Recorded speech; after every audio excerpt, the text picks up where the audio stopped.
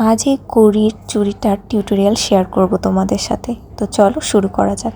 প্রথমেই নিয়ে নিব কাপড়, চুড়ি তৈরির বেস এবং আমাদের লাগবে কিছু কড়ি এবং কিছু মিরর। চলো তাহলে শুরু করা যাক। প্রথমে আমি কাপড়টা চুড়ির বেসে ভালো করে পেঁচিয়ে নেব। ব্যাক ক্যামেরায় করে নিয়েছি এটি আমি। এরপরে আমি একে একে যে কড়িগুলো আছে সেগুলো আমি B6000 আঠা ইউজ করে এই চুড়িতে লাগিয়ে নেব।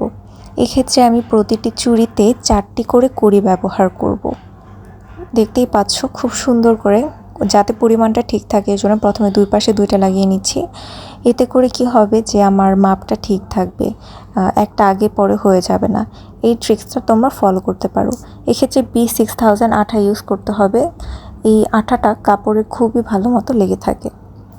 একইভাবে আমি দুইটি চুড়িতে ভালো করে কড়িগুলো লাগিয়ে নেব।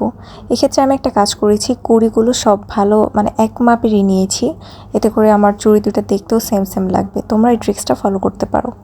এবং আমার এই কড়িগুলো এখানে সেট করার পরে পরবর্তীতে আমি যে কাজটি করব তা হচ্ছে প্রতিটি কড়ির মাঝখানে আমি মিরর অ্যাড করব। তো এই কাজটা কিন্তু ভীষণই ইজি। তো দুইটি চুড়িতে আমার কড়ি লাগানো হয়ে গেল।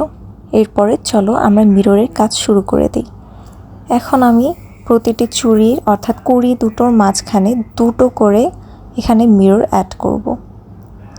এবং এই মিররগুলো এবং কড়ির যে কম্বিনেশন, এটা কিন্তু অনেক বেশি সুন্দর হয়। তো তোমরা কিন্তু অবশ্যই এই চুড়িটা বাসায় ট্রাই করবে। তোমরা কে কে এই চুড়িটা বানাবে অবশ্যই আমাকে কমেন্টে জানাও। এবং আজকের এই চুড়ি ডিজাইনটা কেমন লাগলো অবশ্যই জানাবে। এই কালার কম্বিনেশনটা কেমন লেগেছে সেটাও জানাবে। আমার কাছে তো ভীষণ ভালো লেগেছে।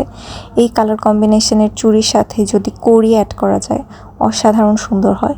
এই চুড়িটা আমার অনেক বেশি ফেভারিট। তো একইভাবে আমি দুইটা চুড়িতেই একইভাবে মিরর অ্যাড করে নিচ্ছি। তো কেমন লাগলো অবশ্যই কমেন্ট করে জানাবে। And thanks for watching.